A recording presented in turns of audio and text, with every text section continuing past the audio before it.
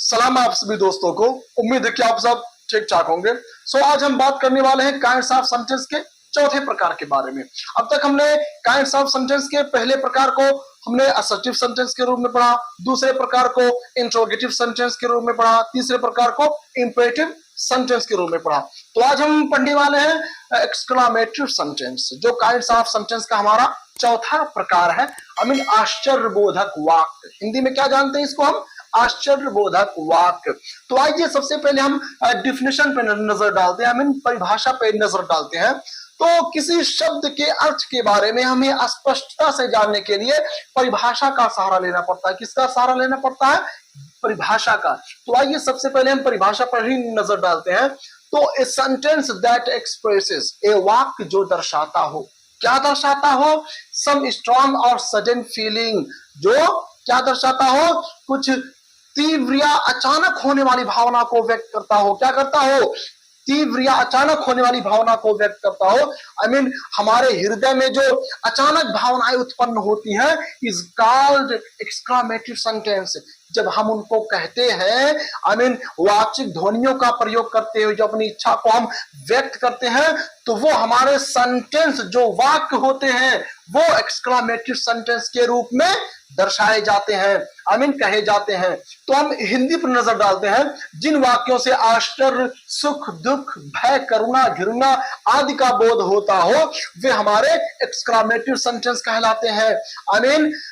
जब हमारे हृदय में, जब हमारे दिल में तीव्रता से, अचानक, तेजी से जब कोई भावना उत्पन्न होती है तो उसको जब हम कहते हैं, व्यक्त करते हैं सामने वाले से, तो वो हमारा एक्सक्लामेटरी सेंटेंस के रूप में आता है। आश्चर्यबोधक वाक्य के रूप में आता है। तो इसको पहचानने के लिए आश्चर्यबोधक वाक्य एक्सक्लामेटरी सेंटेंस जो हमारा होता है, इसको पहचानने की प्रक्रिया क्या होती है?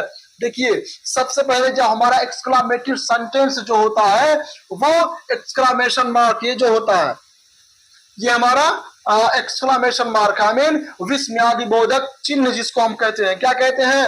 विस्मयादिबोधक चिन्ह कहते हैं, एक्सक्लामेशन मार्क कहते हैं। ये हमारे सेंटेंस में लगा रहता है। जहां कहीं पर आश्चर्यबोधक वाक्य, विस्मयादिबोधक वाक्य आएंगे वहां पर हम ये एक्सक्लामेशन मार्क, विस्मयादिबोधक चिन्ह का प्रयोग करेंगे। सबसे इंटरेस्टिंग वाली बात ये होती है कि हमारे एक्सक्लामेटरी सेंटेंस में हाउ या व्हाट क्वेश्चन वर्ड से शुरू होता है, लेकिन फिर भी हम यहाँ पे कोई सवाल नहीं करते हैं। हमारे सेंटेंस से सामने वाले को प्रश्न की भावना नहीं लगती है।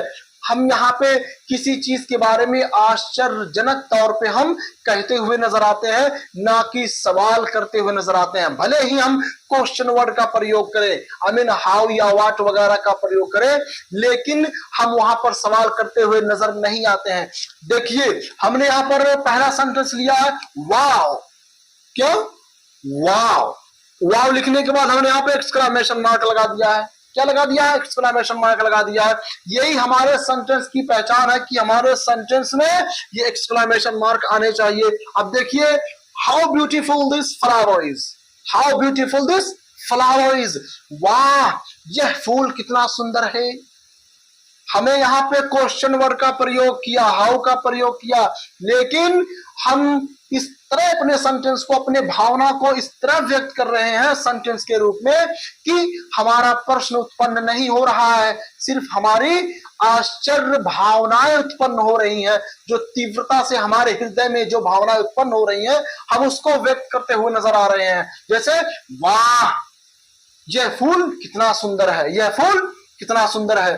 दूसरा सेंटेंस हमारा है how pleasant the rain is, how pleasant the rain is. वर्षा कितनी सुखद है।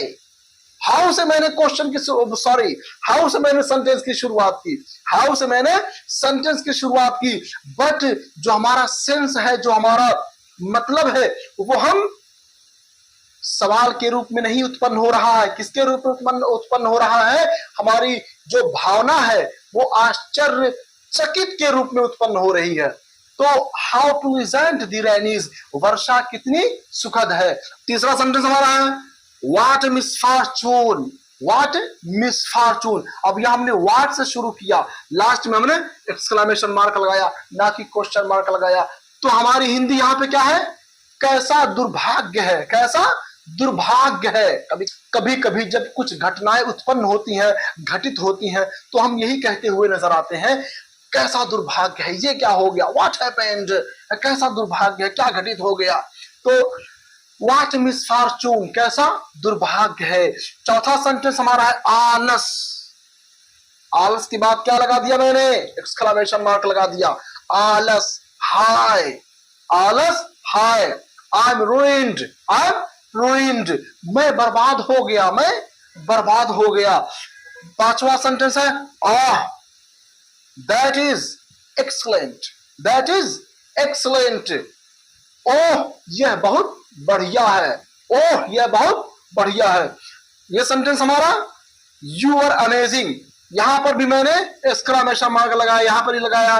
तो यू आर अमेजिंग, तुम अद्भुत थे, तुम अद्भुत थे। तो हमने यहां पे तीव्रता से अपनी भावनाओं को हम व्यक्त कर रहे हैं। आई मीन अचानक जो हमारे हृदय में जो बातें उत्पन्न हुई हैं, इनको हम कहते हुए नजर आ रहे हैं। अब देखिए लास्ट सेंटेंस हमारा क्या है, how does he do it, how does he do it. Hindi इसकी क्या है, वह इसे कैसे करता है। देखिए आश्चर्यजनक तौर पे हम पूछ रहे हैं, how does he do it, how does he do it, वह इसे कैसे करता है, वह इसे कैसे करता है, वह इतने डिफिकल्ट वर्क को, आई मीन वह इतने मुश्किल काम को कैसे करता है। अब तो ये रहा हमारा एक्सक्लेमेटिव सेंटेंस। उम्मीद है कि आप सबको ये वीडियो पसंद आया होगा। अगर कोई डाउट किसी कंटेंट के बारे में, किसी टॉपिक के बारे में, किसी पॉइंट के बारे में अगर कुछ भी डाउट अगर क्रिएट हो रहा है, तो आप कमेंट में आकर के हमसे पूछ सकते हैं। तब तक के लिए